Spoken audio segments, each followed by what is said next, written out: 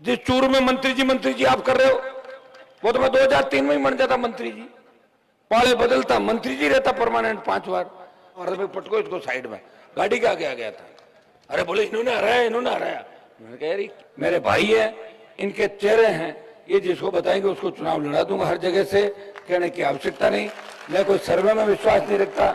मेरे पे खुद पे बालाजी की इतनी कृपा है कि करीब करीब जाके जो लोग चाहते हैं वही मैं काम करता हूँ। कल मीडिया वाले पूछ रहे थे कि कांग्रेस बीजेपी में से अगर किसी की टिकट कट गई, मैंने कहा कांग्रेस बीजेपी में टिकटें बिक रही है।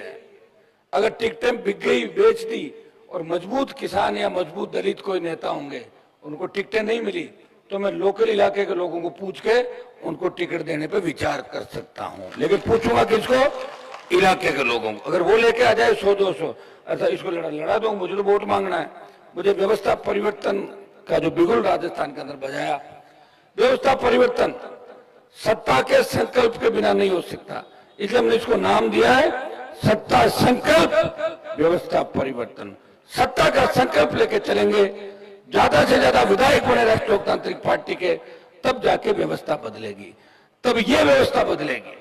जैसा लालचंद जी ने कहा कि कांग्रेस पार्टी ने चुनाव जीतने के बाद कितनी वीसीआर भरी, 2-3 बदमाश एन लगा दिए। मैं लालचंद जी को आश्वस्त करता हूं, मैंने एमडी से उस समय बात करी, एससी से करी, जितनी भी वीसीआर भरी है आप इकट्ठी कर लो, जितना पैसा लगा है उसका 5 या 7 या 10% में सबका सेटलमेंट एक साथ करा दूंगा, एक झटके का। तो चिंता करने की आवश्यकता नहीं। मेरे खीमसर नागौर में तो वीसीआर को फाड़ के फेंक देते मौके भी लोग, इतने मजबूत लोग हैं। थोड़ी मजबूती अब आपको इसलिए आनी पड़ती है कि जितना मैं मेरे विधानसभा चुनाव में 18 में नहीं घुमा था गाँव। लोगों ने कहा था आप तो राजस्थान संभालो, हम खीमसर संभालेंगे। लेकिन सरदार शहर के प्रत्येक गांव के अंदर हनुमान बेनीवाल गया था, हर गांव देखा था मैंने। और आपने कहा सब हेलीकॉप्टर घुमाओ, मेरे हिसाब से देश में 8 जगह हेलीकॉप्टर उतरा, एक दिन में 8 सभाएं सरदार शहर के अंदर हुई थी।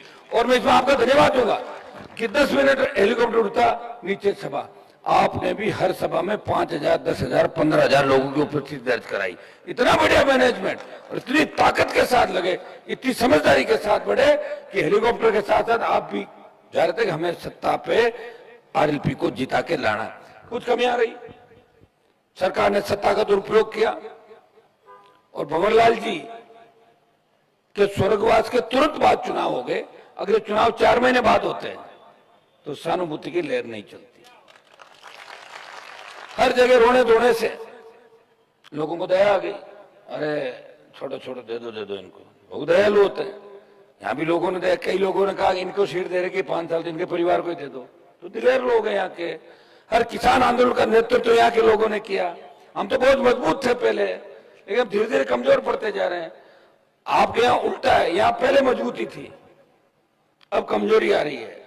हमारे वहां पहले कमजोरी थी, अब मजबूती आ रही है। तो मैं चाहता हूं, रुक जा भाई, यार भाई, हाँ ठीक, कोई नहीं, चिंता मत करो, सब ठीक। मेरा यही निवेदन था कि अब हमें सबको एक दिशा के अंदर चलना है। यह व्यवस्था परिवर्तन क्या, उसके बारे में बताना चाहूंगा। आज कोई गरीब आदमी अपनी बच्ची की शादी के लिए 10 लाख रुपए इकट्ठे करता है, सोना, चांदी, तांबा, बर्तन, और वो खरीदता है कपड़े, और चोर 10 लाख की चोरी कर जाते हैं, हाथ साफ कर लेते हैं। पुलिस में मुकदमा दर्ज होता है, पुलिस 1-2 पागल लोग हैं पत्थर सड़क पे फेंक देते। एक सड़क पे पत्थर है, मैंने कहा ये कौन? बोले एमएलए का चुनाव हरा, पटको इसको साइड में, गाड़ी के आगे आ गया था। अरे बोले इन्होंने हराया, इन्होंने हराया। मैंने कहा यार क्या होगा? मनोरोग, कोविड के बाद बहुत ज्यादा स्थिति खराब है लोगों की। कोरोना के बाद एक तो भूल पड़ रही है और एक पागल बना रहा है। ये किसने दिया? मोदी जी ने दिया। कोरोना कौन लाया? मोदी लाया। राजस्थान में गहलोत। कितने लोग चले गए? 50 लाख कोविड के अंदर। और आप भूल जाते हो इन बातों को। वोट देते वक्त एक ही चिंता होती है कि जल्दी उठ के बीजेपी को डाल दूं, कांग्रेस को डाल। मुझे याद है सरदार शहर के अंदर मैंने रोड शो किया, पैदल मार्च किया, वोट कितने मिले? 1700।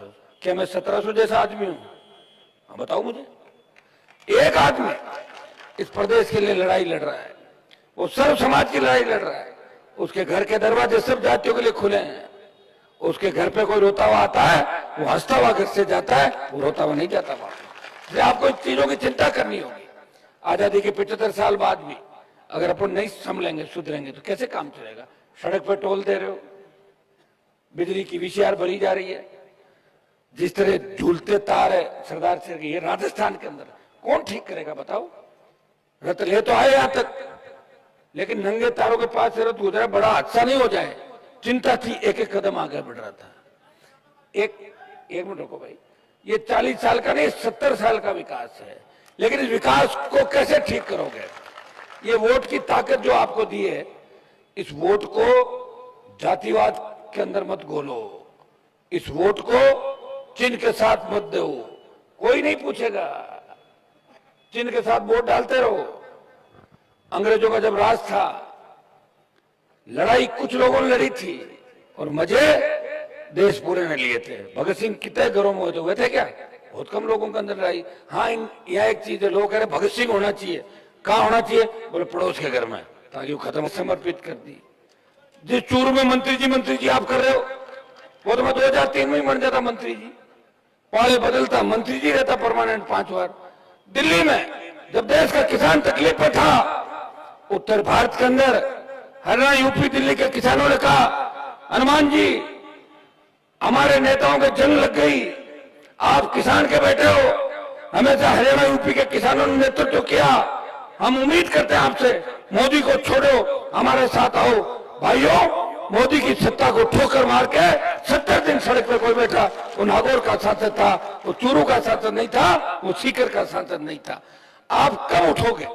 सेना को ठेके में दे दिया, एक व्यक्ति देश के अंदर झंडे के साथ आंदोलन में आया, अग्निपथ वापस लो, ललकार भरी, हुंकार भरी, 2 लाख जवानों की जोधपुर में रैली करके संदेश दिया, प्रधानमंत्री जी आ रहे दिल्ली की तरफ, और अग्निपथ में जब 25% अग्निवीरों को लेने की बात थी, नरेंद्र मोदी ने कहा कि 50% ले लेंगे, आधा करो, 50 वापिस भेजेंगे। लोकसभा चुनाव से पहले अगर एक बार दिल्ली की ओर कूच कर लिया